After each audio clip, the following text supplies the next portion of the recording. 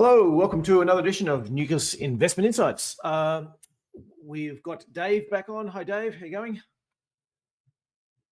Not too bad. Not too bad. We're going through a few technical issues here, so hopefully it'll all fit together. I think we're all up and running though. Yeah. Let's see.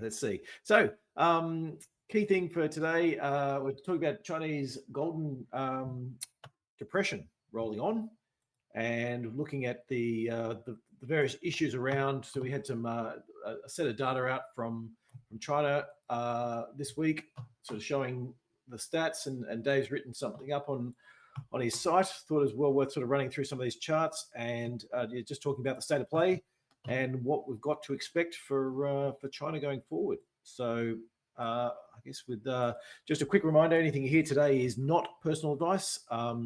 It's all general advice. If you are looking for personal advice, you can contact us directly.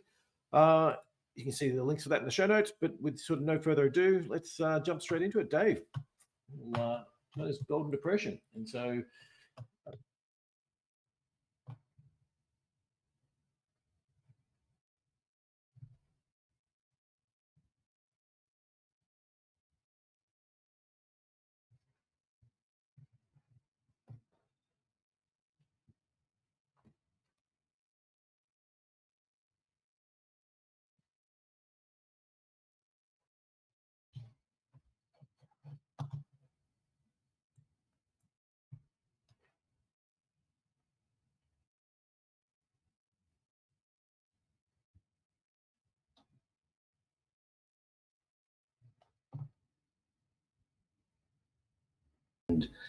The phrase China's golden depression is obviously an echo of one of the definitions or labels that was given to Japan. I'm getting an echo there, Damo, on a lag. Japan, of course, went through something similar adjustment to China after, like 1989 and its big property crash. And, the subsequent kind of 20 or 30 years was called the golden recession because, the economy went nowhere, living standards fell. There was never a lot of unemployment. And, various tricks were used to hide what was essentially an economic crash without end, at least until perhaps in the last year. But it remains to be seen how sticky that is. So that's the derivation of China's golden depression, because I think this is actually worse than what happened to Japan, a much larger scale, and is probably likely to go on, just as long, if not longer. And using the word depression, it's not necessarily to say that we're in a depression proper, but it's more to suggest along the lines of Paul Krugman, that the Chinese economy at the moment is wrestling with what we could describe as depression economics, which is to say, it's overrun with deflation. It's got a liquidity trap. Can't get anyone to borrow anything. It's got asset price busts going, and this sort of debt deflation that is typical of depression economics is very clear in China. So, they're doing some things to offset that, but not enough. Nowhere near enough. And so what you're saying, it's not, it's not your I guess now your great grandfather's depression of sort of, No. food lines and everyone out of work and all that type of stuff, but it's more of a Japanese style, Yeah, long stagnation of a golden color. So yes. We'll have a look through the economy in terms of where you can see the outlines of this. So we'll look at nominal growth. The core of it, of course, is the endless property crash. We'll have a quick look at what banks are doing to kind of cope with that crash. Look at how that's going to impact inflation and consumption, and then just briefly look over it at asset market implications. So to kick us off, nominal growth crash. So if you were just looking at headline GDP, you would see in the chart we've got here, you can see just a steady, manageable decline in GDP, but outside of a couple of global accidents, nothing to see here really. But that's just not the truth. If you compare nominal growth with real GDP, real GDP has been very steady, like on this slow downward trajectory, whereas nominal is like there's huge booms and busts, which is just growth without inflation, basically, or incorporating inflation.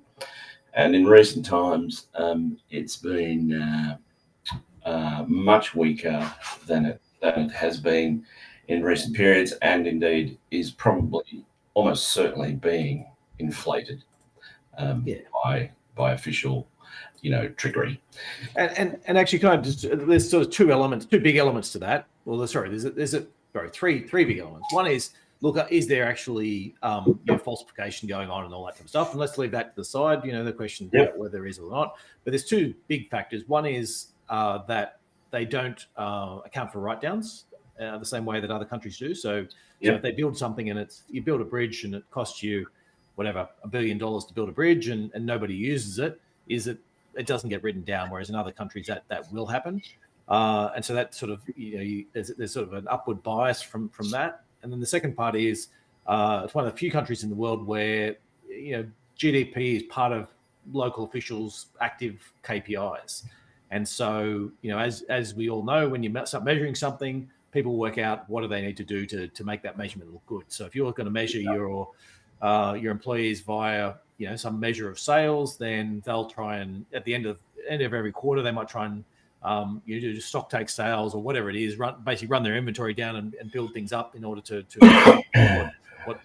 what their numbers in terms to hit those numbers, or bring things forward or push things back, depending upon what they're trying to what they're trying to achieve in terms of their outcome. And in a country like Australia, nobody actually cares what their contribution to GDP is. They're just going to do whatever they're getting measured by. But in China, they are genuinely getting measured by this.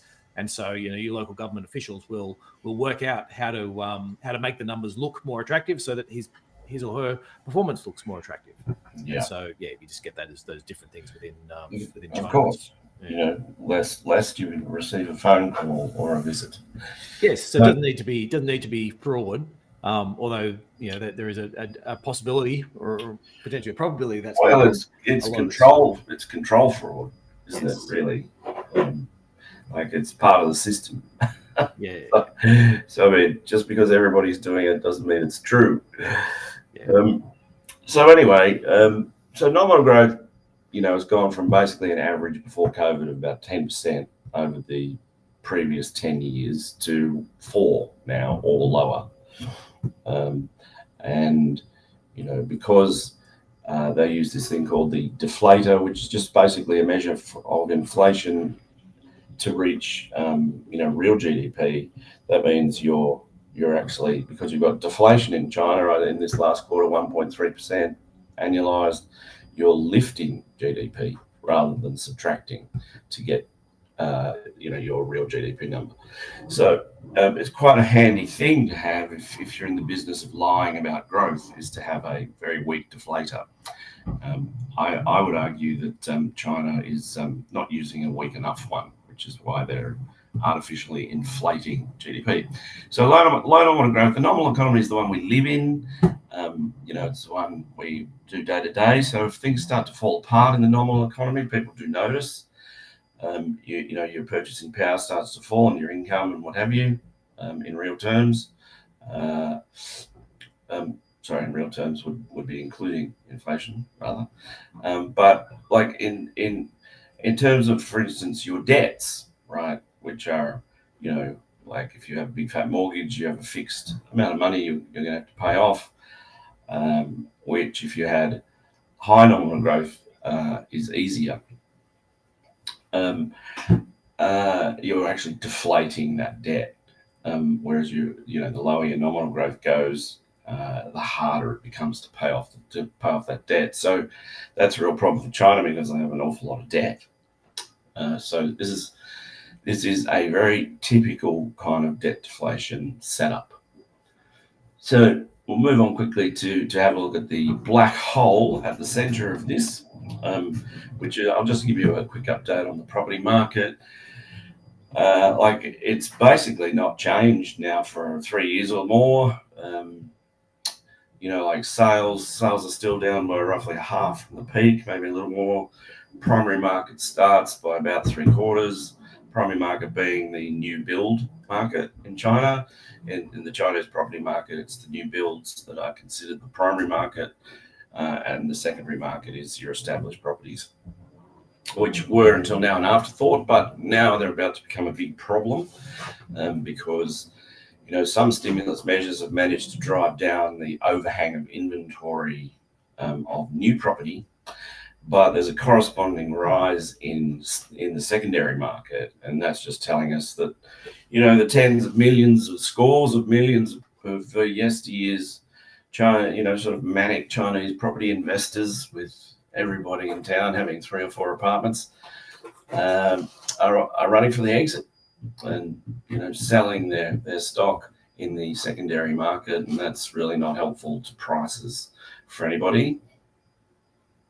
If you look at this chart, this is floor area, total floor area under construction. There's all sorts of wacko stuff in this, but it's sort of roughly probably about right. And basically what happened in this chart was from 2015 to 2020, there was an enormous overbuild bubble, and we ended up with way too many properties that were either half built, sold but not built, finished but not sold, just hulks everywhere. 100 million apartments or so, or like just pick a number. And so what's proving so difficult for stimulus is that even if they manage to get a bit of demand up, it just absorbs more of this idle, like half built, half sold, half zombie capacity that's already there.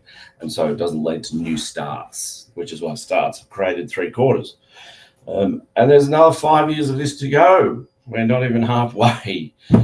So those sort of arguing for any imminent turn in Chinese deflation and some of the other depression economics indicators are really just kidding themselves. China knows this. I don't think they're likely to stimulate to do much on the demand side. They don't want to make the problem worse by building more. They're much more likely to do some things which have been sort of vaguely mooted around renovations and that kind of thing to help absorb, this gigantic overhang of, half built, half rotten, hulks and towers. So that's what I would expect the next Chinese stimulus to largely focus on in property. And that's not very steel friendly. Is I guess a point we could make. And a whole bunch of other. Well, it's not commodity friendly, is it? Yeah. Copper and ceramics and So I mean, the obvious question a lot of people would probably ask at this point is, why is this not a financial crisis? It most certainly would be if it were in a typical Western economy, but in the centralized economy that owns the banks, they can do, this miraculous extend and pretend thing. So we'll flop over to the next page. And this is basically just endlessly kicking, refinancing bad loans into the never. For instance, I was looking at, I think it was Vanke this week, which is a state-owned enterprise. Was proposing to banks to kick out its latest tranche of debt, I think to 10-year tenure. They're all looking at booting these, what are essentially bankrupt companies, over the horizon, their debt maturities, And that's a state-owned enterprise. Like, it's already not in any trouble because it's owned by the state, but it's still going to get these sweetheart free financing deals, which will kill banks sort of slowly but surely, as we know from the Japanese experience. So, it's sort of shuffling the problem down the line. Though you're basically going, okay, that's right. But you have a company now which is not profitable, and which is exactly what the banks they did in Japan. They basically said, okay, well let's take all our good companies and you can merge with the bad companies, and eventually you end up with some these over levered companies that sort of spent 20 years. Whereas in China, they did a little bit of that, and then they worked out actually no, that's just going to bring both those companies down. So let's now just pass it on to the banks, and the banks will give them 10 years worth of debt, and hopefully in 10 years' time it'll all be fixed. Yeah. So this shifts the bill of the bust from the banks to some extent into the economy, and everybody wears it instead. The banks don't escape it entirely. Their balance sheets get choked with bad loans, and so lending starts to fall, and then growth falls with it, and everyone just kind of stagnates together, and so the costs of this ridiculous overbuild are just shared with everyone, rather than a GFC style cleansing, which in theory at least should result in some bankruptcies and some arrests. I mean, it doesn't really work that way either, but at least it's a more accelerated process. Even if it's not terribly just in developed economies. So we're going to see that already in, profits getting squeezed. If we flip over, wage growth is falling away. And this is just using a GDP deflator. If we use GDP, wage growth is down to about 4% in real terms, and, which is half what it was prior to 2020, and you've got a PPI that's nearly minus 4% at the moment and falling, and so given the supply side in China, or the production in China comprises over 40% of the economy, arguably that GDP deflator should be deeper. And so that may be actually, where they're getting to fib a little bit about growth again. And so, this is a big step down. As well, this is this debt issue as well, coming back to the individual households as well, isn't it? Where you say, if you're a household and you've been growing your income at 10% per annum, and you had a big loan, then, even if you hadn't managed to pay that loan off very much, if you've got 5 years worth of growth at 10% per annum, and now you're earning 60 or 70% more than what you did, and so it doesn't really, your payments are much better. But when you've got deflation, is like you're saying, okay, well, now I'm only growing my wages at 4%. On a real basis, it looks much better because we've got deflation in the economy, but that doesn't, and so the cost of everything, goods and maybe not food as much, but I think certainly me buying washing machines and all these types of things are going down. So I'm not growing my wages much, but all these other things I can buy are getting cheaper. But the problem is on the other side is I'm not helping out my loan. My loan is still stuffed. Yeah. And that's exacerbated by most Chinese mortgages are floating rate, and they're just not cutting rates, or they're doing it really slowly, and so the real interest rate is about 5% on your mortgage. So they're not, I don't know why they're so determined to run a really high real interest rate into depression economics, but it's a big mistake. It's the same mistake Japan made before it capitulated. But anyway, we'll come back to that because it's one of the reasons for our next page, which is deflation is just everywhere. If you pull out the PPI and look at its various components, it's just wall to wall red. It's just prices are falling in everywhere. I couldn't find the table to put it in, but basically it's just wall to wall deflation and disinflation and getting worse. So I got an illustrative chart here just to show you, changeover. Well, do you want to explain the output gap? I think. Yeah, sure. I mean, this is the difference between potential growth and actual growth. So, like, I guess, economic capacity and actual output. And, you know, post GFC, you can see how the US just cratered in terms of that gap. And, you know, it was heavily deflationary for those years as it went through this same process. But it did it in an accelerated manner. And China is now, you know, slumping into that same thing.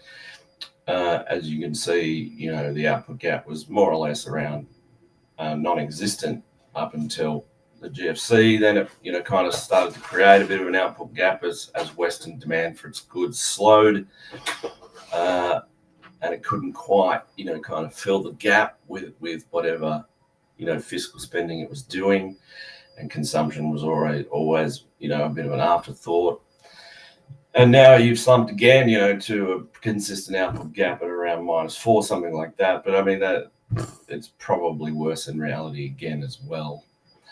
And I expect that to trend just down and sideways and not get better, basically. And this is where the tariffs, you know, can kick in and make things worse because, you know, if export growth starts to be crimped as well, then obviously your output gap gets bigger, and you'll have even more deflation or disinflation. Yeah, well, and this is the issue as well, isn't it? In terms of when you've got capacity when you look at capacity utilizations, hasn't been good in China for a little while, and it's getting much worse now. And so then if you look at, you know, tariffs on lots of their goods, then all of a sudden you start going, okay, well, high tariffs, they now need to get those out to other countries. The only way to get them out to other countries is to cut prices, and then if you start cutting prices, then you've got more deflation, and then you sort of Yep. I mean, the one slight positive I think for China from some of the latest stuff though is that you know, their relative tariff position is certainly improving. So, you know, when we started this, China was going to get the worst of it in terms of, you know, they were going to be copying the 100% something tariff, and then it rolled back to whatever it is, you know, 50% on some stuff and 30% on others or whatever it is. But, you know, then the rest of the world was 10%. So you know, the impetus to use Chinese goods were much less. But now we're starting to see some punitive tariffs, you know, on Brazil. Punitive tariffs on, not that Brazil's a major competitor with China, but you know, punitive tariffs potentially on Japan, South Korea. I mean, Canada. It's sort of Canada, yeah. It's sort of Mexico. It's a relative, it's a relative gain for them, I suppose, in terms of that. Yeah, it is. There's a story in Blooming this morning about, you know, the Trump taco and China and how he'd given up various, I think it was some of the chip curbs and things to shoehorn Xi into a meeting of some sort, and everyone, you know, was kind of freaking out about him, you know, doing the taco with China. So yeah, I mean, there'll be more stimulus and stuff too. So like, it's not all negative. It's just the structure of it is terrible, and then you'll have, you know, kind of growth impulses in between as you get relief from either stimulus or tariffs or something. Yeah. So I guess what I'm saying with this is it's not as if I'm not saying that this will be some great outcome for China, and all these things that you've been speaking about in terms of the Chinese structural setup is still true, but it's you know, and this isn't something I'd want to buy, you know, out there sort of trading in terms of, you know, in terms of positions, but we're sort of recognizing that Trump is mercurial at the very least, and and erratic, and you know, you might end up in a scenario where China does a deal for 35% tariffs or whatever, but he decides, you know, he can't do a deal with Europe, and all of a sudden he's giving Europe 50% and Canada 50% and 50% for Japan and Brazil and all these other countries, and China actually all of a sudden actually looks good relative to. Well, it does have one real inevitable, doesn't it? And in the rare earths, and it did pull it. Basically, stopped shipping rare earths, and I think there probably was a bit of a quiet panic in Washington about that because they're essential to defence. And those shipments have now resumed, but yeah, I mean, if the US was really serious about getting off the Chinese teat, it would be working very hard on a new supply chain for rare earths.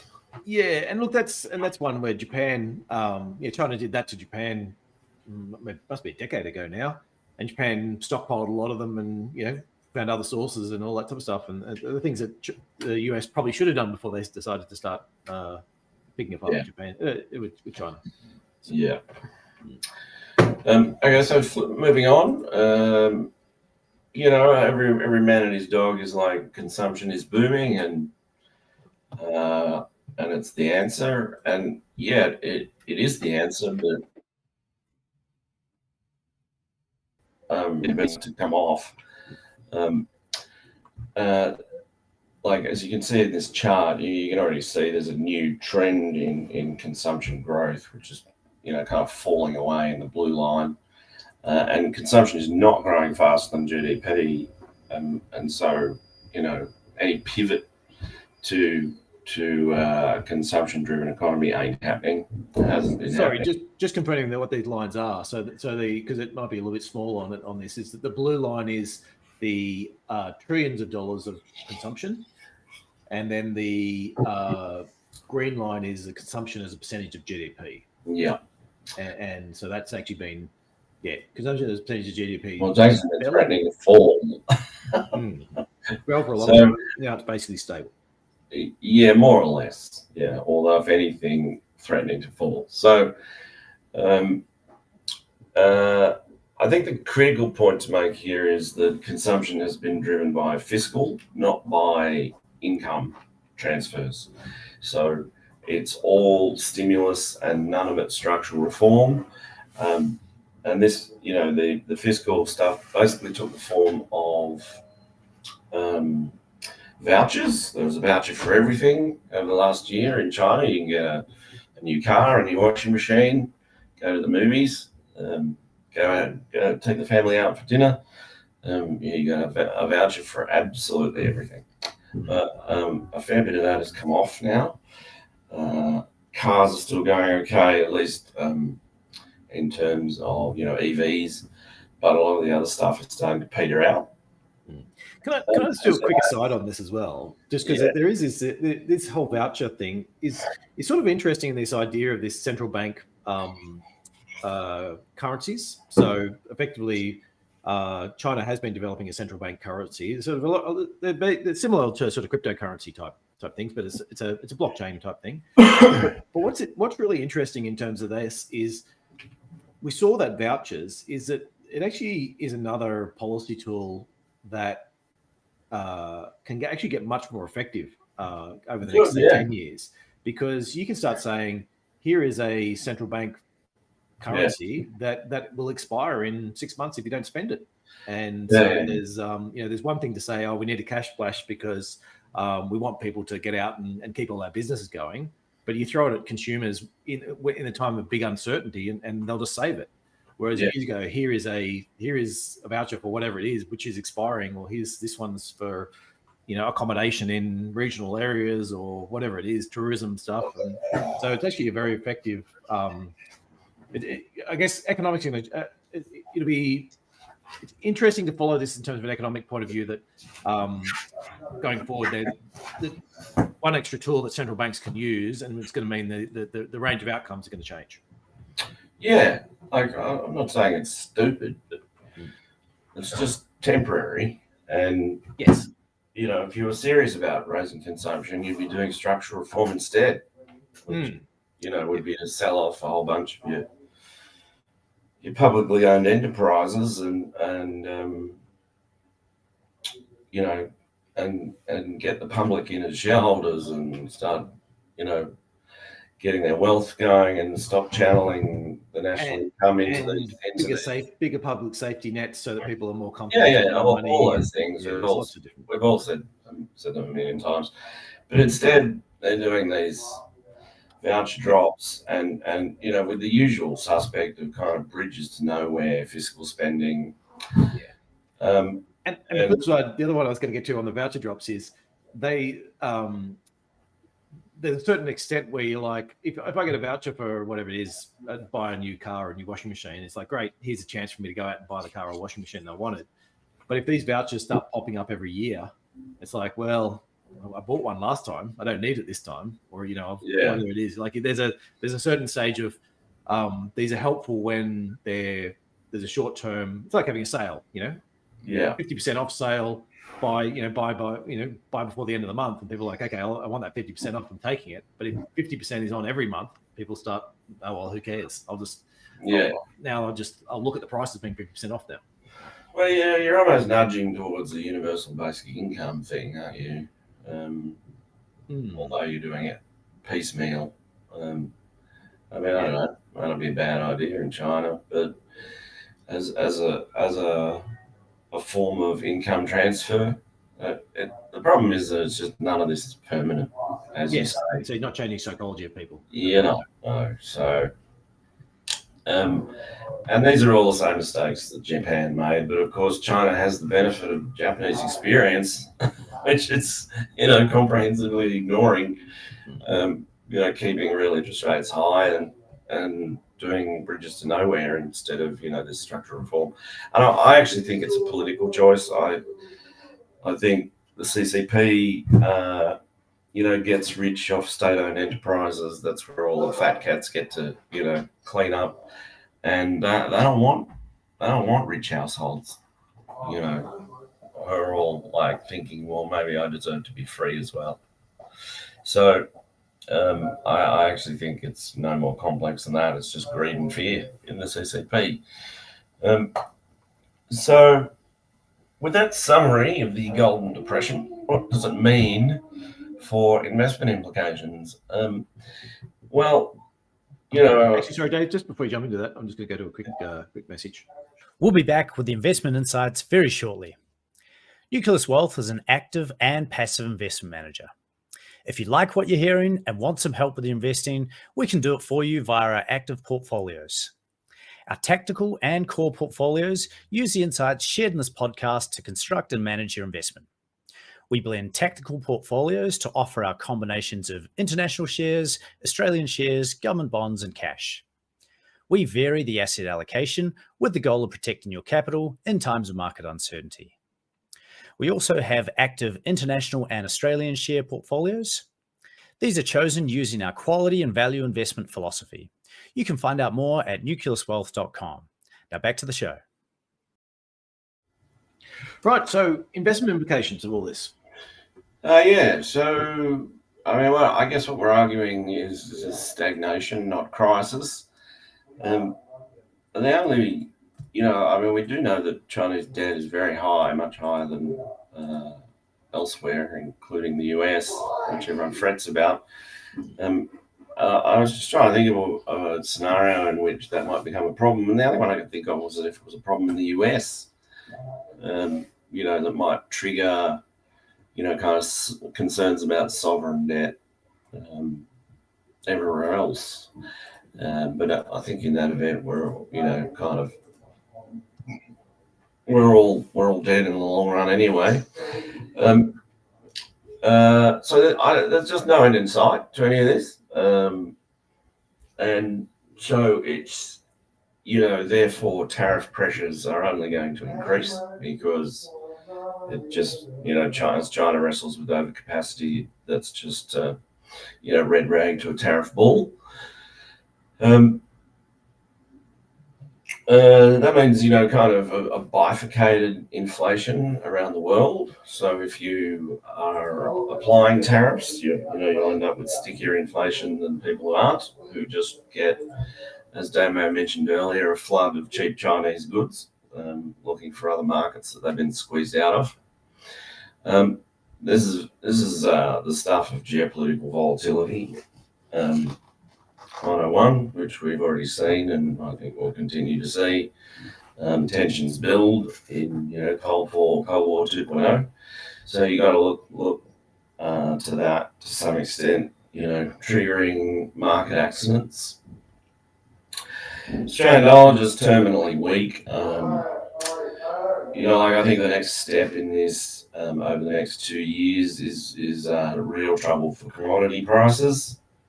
And, obviously we've got supply side responses in a number of them, in particular for Australia iron ore, but also LNG, and I think the coals are likely to both be suffering too. So that's not going to give us a strong currency. I've backed away from my 50-cent call on the Australian dollar, largely because of Donald Trump throwing a spanner in the works for the US dollar. But I still think that the AUD will be weak for a long time. Avoid miners, which the market is doing fulsomely, and we've got just a spectacular bear market going in major miners with no end in sight. Now I can see that running for years yet, which is all good fun.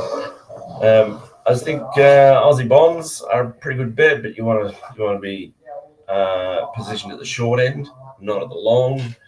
I think Australian interest rates are going to go lower than anybody expects over the next 2 years.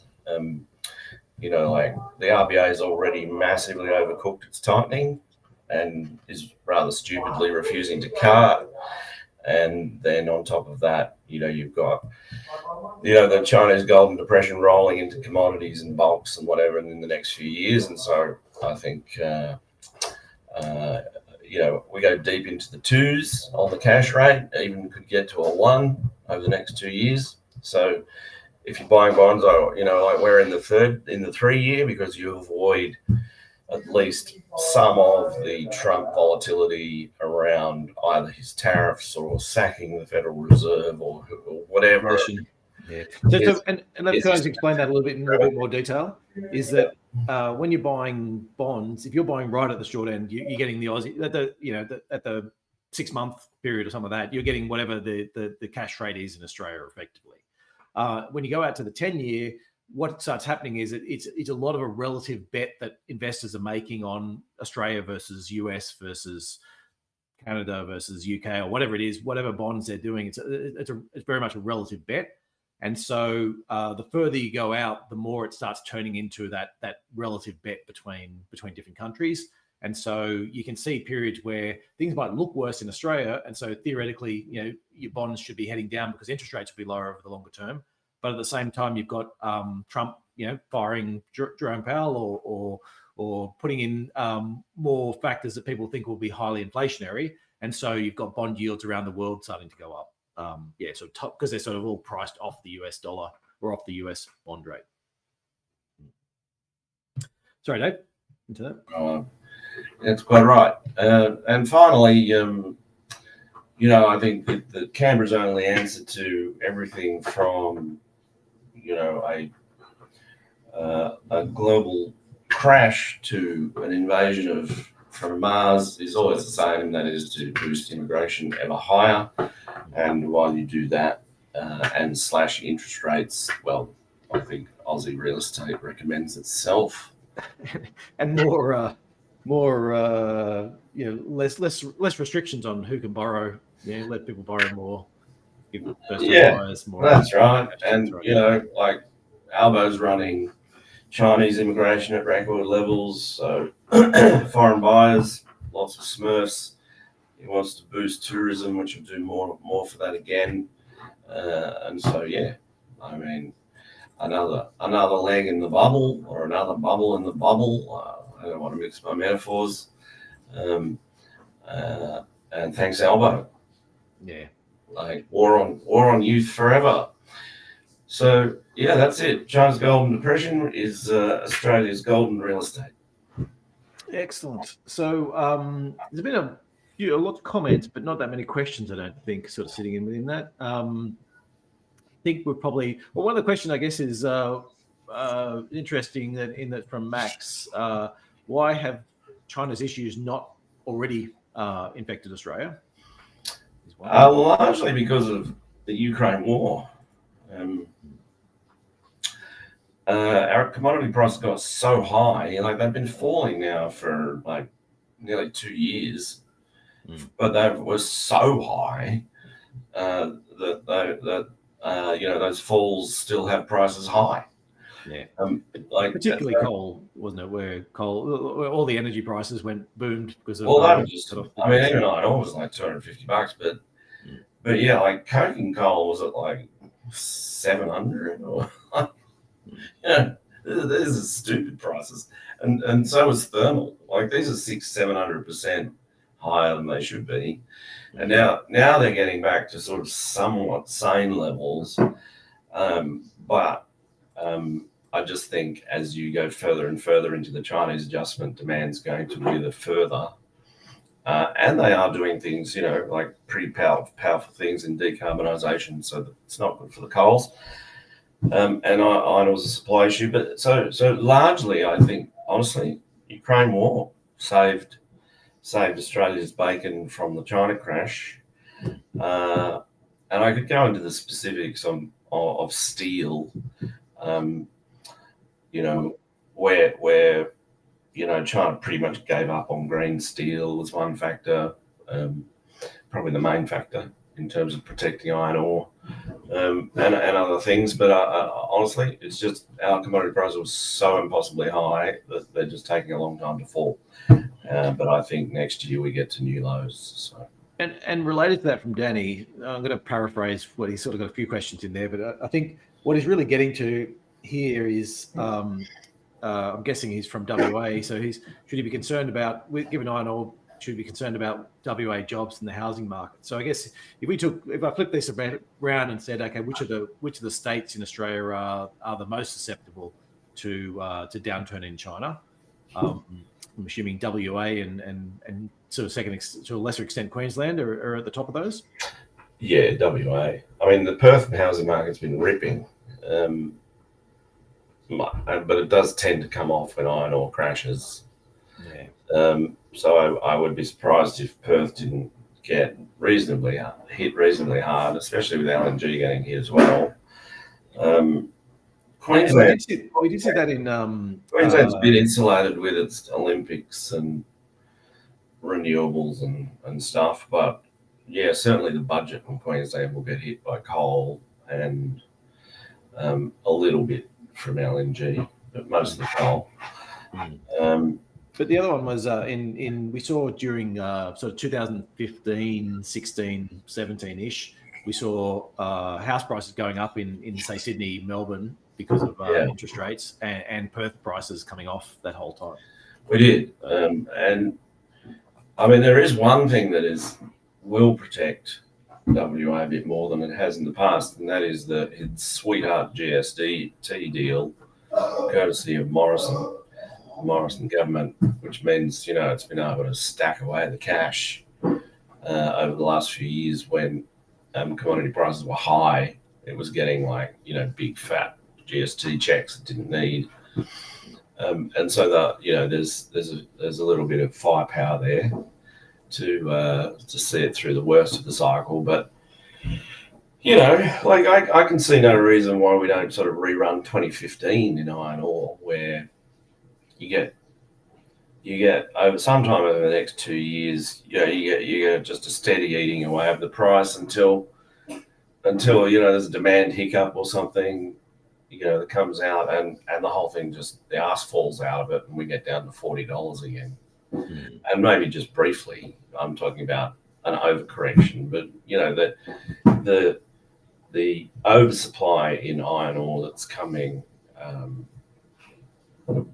is big enough to do that. Yeah. Now, actually, that does lead me into a question on that front, which maybe we need to talk more about this in a future things. But if Brazil does end up with a 50% tariff on it, then I guess the basic view would be, well, iron ore is a commodity. They'll just have to sail it from Brazil across to China, and the stuff that was in Australia that was going to go to China now ends up going into the US. Is it any more? There's not a lot of iron ore that goes to the US. Yeah. Well, is it any Mostly- more? Is there any more? Mostly scrap. Okay. So Like, it's nearly all EAF. I wouldn't expect that to be material.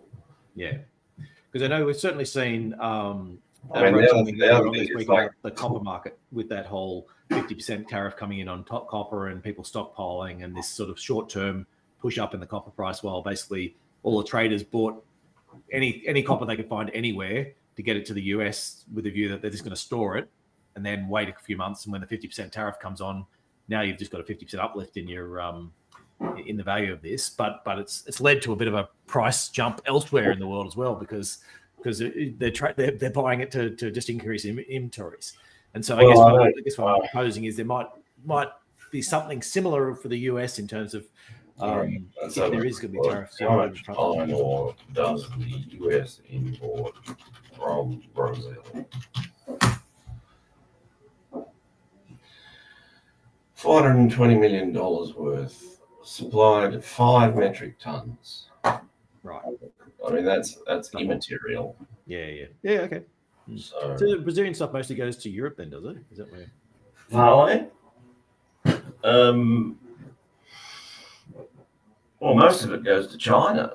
Right. Okay. Along with everybody else's. But yeah, probably supplies Europe too. Excellent. Okay. Well, I think it's probably enough. Just a quick thanks for everyone for listening in. If you like what you hear, hit the like button and subscribe. You can hear us every Thursday, 12:30. And if you've got any questions, make sure to throw them in the chat or pop them on the afterwards. You get us on all the major podcast platforms, and we'll look forward to hearing from you again next week, Dave, and seeing everyone again then. Thanks, everyone. All righty. Thanks, Damo.